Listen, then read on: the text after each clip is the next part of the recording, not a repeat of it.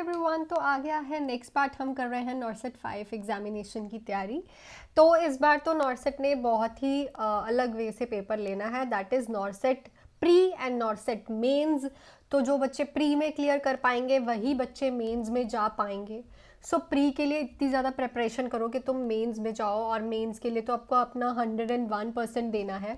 सो ये सब कुछ इसलिए हो रहा है बिकॉज जो अभी अभी केसेस हुए हैं नॉर्सेट में रिसेंटली, और बच्चे जो है इंटेलेक्चुअल कैपेबिलिटी से सिनेरियो बेस्ड क्वेश्चंस जो कर नहीं पाए, इतने कम परसेंटाइल से बच्चे इस बार सीट्स ले रहे हैं। सो ऑलरेडी नॉर्सेट ने प्री एंड मेंस का ये निकाला है।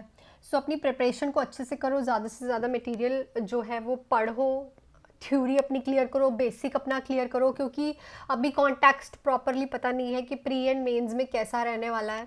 सो इस चैनल को अगर आप अभी आज देख रहे हैं तो प्लीज़ सब्सक्राइब कर लीजिए, क्योंकि इस चैनल पे आपको रोज़ ऐसे ही scenario based and NCLEX and intellectual based questions देखने को मिलेंगे।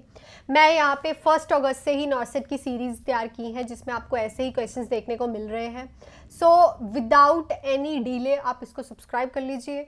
और अगर आपको ऐसे ही क्वेश्चंस के PDF चाहिए जिसमें आपको बहुत सारे MCQs आंसर विद रैशनल मिलेंगे, विद गोल्डन की पॉइंट्स, प्रीवियस ईयर एम्स के पेपर मिलेंगे, एंड आपको साथ ही में इसके नोट्स भी मिलेंगे हर एक सब्जेक्ट्स के, जो कि बहुत ही ज़्यादा इजी टू लर्न है। तो वो मेरे से आप बाय कर सकते हैं ओनली इन 299 रुपीज़। मेरे टेलीग्राम का चैनल का लिंक लेके इन द कमेंट सेक्शन आप मेरे को लिख सकते हैं, मैं आपको अपना लिंक दे दूंगी टेलीग्राम चैनल का, आप मेरे से आके वहाँ पे बाय कर सकते हैं। So without any delay start करते हैं हमारे क्वेश्चन के साथ। A client with dementia has been cared for by the spouse of 5 years. During the last month, the client has become agitated and aggressive and is incontinent of urine and feces. What is the nursing priority care while this client is in an important mental health facilities?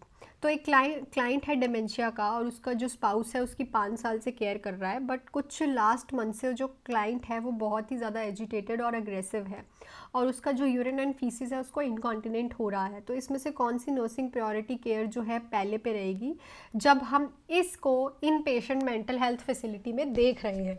सो उसका manage करेंगे हम behaviour, preventing further deterioration, focusing on the needs of the spouse, या फिर establish and elimination retraining programme.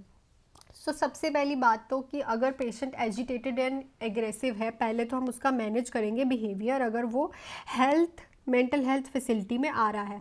ये इसलिए important है क्योंकि patient जो है अगर एजिटेटेड एंड एग्रेसिव रहेगा, मे भी उसके इसी बिहेवियर की वजह से जो उसका यूरिन एंड फीसिस का इनकॉन्टिनेंस हो रहा है, इसी वजह से हो रहा है। कभी कभी ऐसे होता है कि एंग्जाइटी एंड स्ट्रेस की वजह से तुम्हारी बॉडी भी वैसा रिएक्ट करने लग जाती है फिजिकली।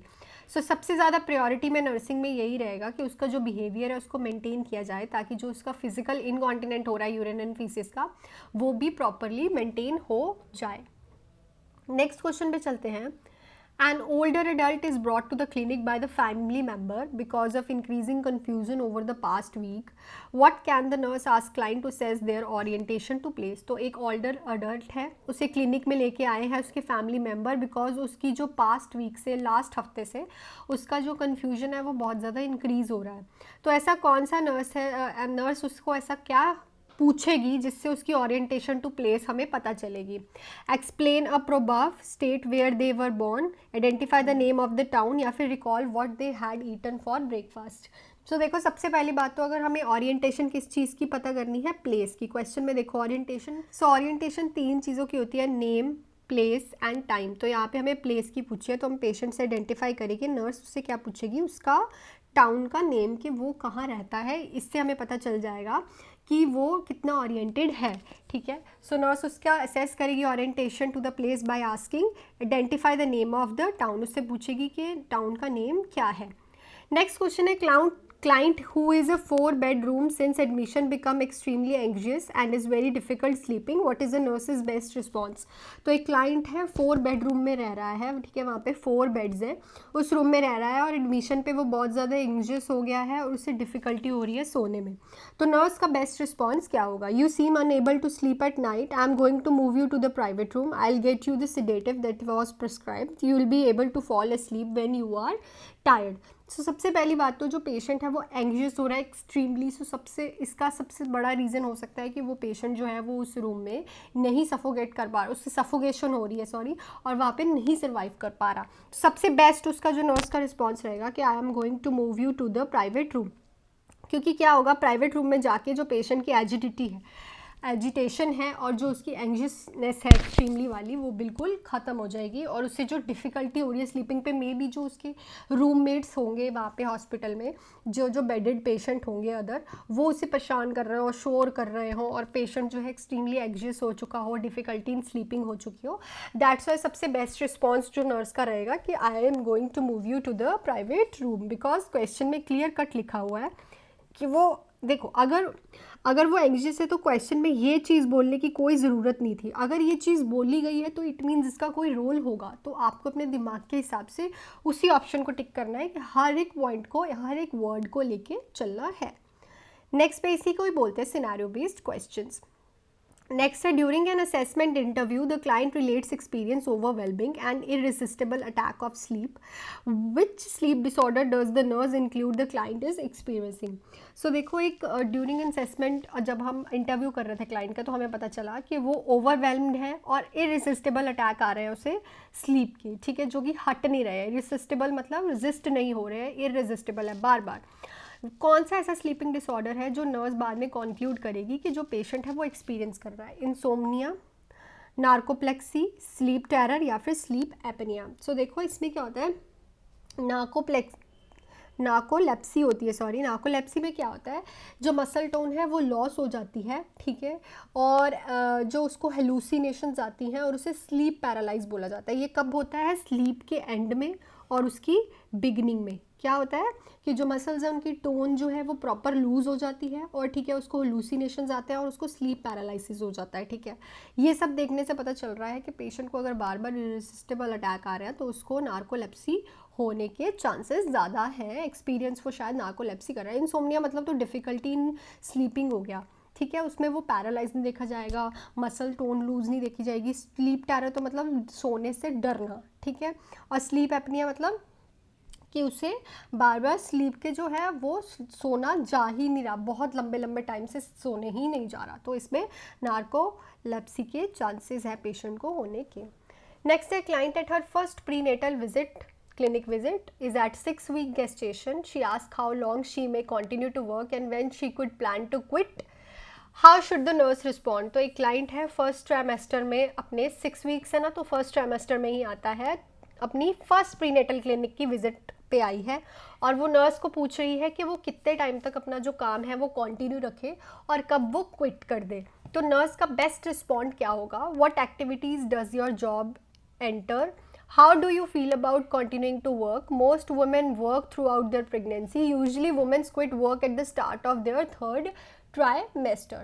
So जो देखो वुमेन्स होती हैं, अगर प्रेगनेंसी पे उनका हार्डकोर वाला वर्क है, बिकॉज वो फर्स्ट ट्राइमेस्टर में आई है, फर्स्ट ट्राइमेस्टर में थोड़ा ज़्यादा केयर करना पड़ता है। सो सबसे ज़्यादा रिस्पॉन्स अच्छा क्या होगा कि तुम्हारे जॉब पे कौन सी एक्टिविटी तुम करती हो, बिकॉज ऐसा ना हो वो कोई भारी भारी सामान उठा रही है, ठीक है, कहीं पूरा दिन उसे चलना है, कोई फील्ड का वर्क है, तो हम उससे पूछेंगे कि कौन सी एक्टिविटीज़ तुम्हारे वर्क में, देन उसके बाद बताएंगे कि तुम ये कंटिन्यू कर सकती हो, या फिर मोस्टली ये वुमेन ये वाला काम कर लेती है। अगर सिटिंग वाला है फिर तो कर सकते हैं ना, बट हमें पहले पता करना पड़ेगा, क्योंकि उसने यहाँ पे हमें क्वेश्चन में कहीं जॉब डिस्क्रिप्शन नहीं दी है। So we have to know about the job description first, उसके बाद ही हम उसको बोलेंगे कि तुम कंटिन्यू कर सकती हो कि नहीं कर सकती हो। सो नेक्स्ट पे चलते हैं। ऐसे ही क्वेश्चंस आपको उन पीडीएफ्स में मिल जाएंगे, आंसर विद रैशनल मिल जाएंगे, आंसर हर एक चीज़ रैशनल में, हर एक ऑप्शन का रैशनल मिल जाएगा आपको। उसके बाद ऐसे ही की पॉइंटर्स मिल जाएंगे, प्रीवियस ईयर एम्स के पेपर मिल जाएंगे, एंड साथ ही में आपको नोट्स मिल जाएंगे ओनली इन 299। अगर आप चाहते हैं तो आप मेरे को कमेंट सेक्शन में लिख सकते हैं, मैं आपको टेलीग्राम का लिंक दे दूँगी, वहाँ से आप मेरे से बाय कर सकते हैं। और इनको मैं कहूँगी कि फ़ोटो स्टेट निकाल के रख लीजिए, जितना आपको मटेरियल इस टाइम मिल रहा है उसको अपने पास रखिए, क्योंकि प्री एंड मेंस जो है वो ऑब्वियसली अब टफ होने वाला है नॉर्सेट 5 का, तो ज़्यादा से ज़्यादा ऐसे ही क्वेश्चंस करिए। सो नेक्स्ट है why it is important for a nurse in a prenatal clinic to avoid nutritional counselling to all newly wed women. So ये इतना ज़्यादा क्यों इंपॉर्टेंट होता है एक नर्स के लिए प्री नेटल क्लिनिक में कि वो न्यूट्रिशनल काउंसलिंग प्रोवाइड करे जो न्यूली प्रेग्नेंट वुमेन्स होती हैं। Most weight gain is caused by fluid retention, different cultural group favour different essential nutrients, dietary allowance should not increase throughout pregnancy, pregnant women must adhere to a specific pregnancy dietary regime। सो देखो it is very important कि nurse जो है वो pre natal मतलब first trimester जो अभी अभी newly pregnant women's हैं उनको न्यूट्रिशनल काउंसलिंग देना, क्योंकि देखो हर एक पेशेंट जो है अब वो नॉनवेज नहीं खाता, कई वेजिटेरियन होते हैं कई नॉन वेजिटेरियन होते हैं। सो इसीलिए उनका डिफरेंट कल्चरल ग्रुप होता है और हमें नहीं पता होता कि जो पेशेंट है मे बी वो कम प्रोटीन ले रहा हो उसकी डाइट कल्चर के हिसाब से। अब कहीं जब अगर you can see the difference in Gujarati food and Punjabi food, ठीक है, वहाँ पे इतना स्पाइसी इतना ज़्यादा नहीं खाया जाता, they are more into the besan things, ठीक है, और हमारे यहाँ पे वीट थिंग्स ज़्यादा होती हैं। सो इसीलिए कल्चरल ग्रुप के फेवर में एसेंशियल न्यूट्रिएंट्स उनको देना बहुत ज़्यादा इंपॉर्टेंट होता है ताकि हमें उनके कल्चरल पैटर्न के बारे में भी पता चले और उस हिसाब से हमें उसके न्यूट्रिशन के लिए गाइड कर पाएँ, ठीक है। सो न्यूली प्रेग्नेंट वुमेन्स को हमें ये काउंसलिंग देना बहुत ही ज़्यादा इम्पॉर्टेंट होता है। नेक्स्ट है 6-year-old child begins thumb sucking after surgery. This was not the child's behavior pre-operatively. What is the best action for the nurse to take? So एक 6-year-old का चाइल्ड है, ठीक है, एकदम से सर्जरी के बाद थम सकिंग करना उसने स्टार्ट कर दिया है, बट वो पहले ये नहीं करता था ऑपरेशन से पहले। सो नर्स का बेस्ट एक्शन क्या रहेगा? Accept the thumb sucking, distract the child by playing checkers, report this behaviour to the health care provider, tell the child that thumb sucking cause buck teeth. So देखो क्या होता है, अगर आपने defence mechanisms जो है साइकेट्रिक में पढ़े हैं, so it is very important जब भी किसी चीज़ की कंपनसेशन के लिए कुछ किया जाता है तो उसको बोलते हैं रिग्रेशन, ठीक है। तो थंब सकिंग को हमें एक्सेप्ट करना पड़ेगा क्योंकि पेशेंट जो है जो चाइल्ड है मे बी उसको कंपनसेट कर रहा है, रिग्रेशन निकाल रहा है, मे बी पेन हो रही है, उसको एंग्जाइटी हो रही है, तो एंग्जाइटी की वजह से वो थंब सकिंग कर रहा है ताकि उसकी जो थंब सकिंग से उसकी एंग्जाइटी जो है वो रिलीव हो, ठीक है, और वो थोड़ा कंफर्टेबल फील करे। सो जो आफ्टर सर्जरी अगर वो इमीडिएट थंब सकिंग कर रहे हैं तो हम उसको एक्सेप्ट करेंगे, बट अगर यहाँ पे टाइम लिखा होता कि अब वो 5 दिनों बाद कर रहा है, हफ्ते बाद कर रहा है, सो ये नोटिस करने वाला बिहेवियर था, बट यहाँ पे कुछ नहीं लिखा, उन्होंने लिखा आफ्टर द सर्जरी, तो हम उसकी थंब सकिंग को एक्सेप्ट करेंगे।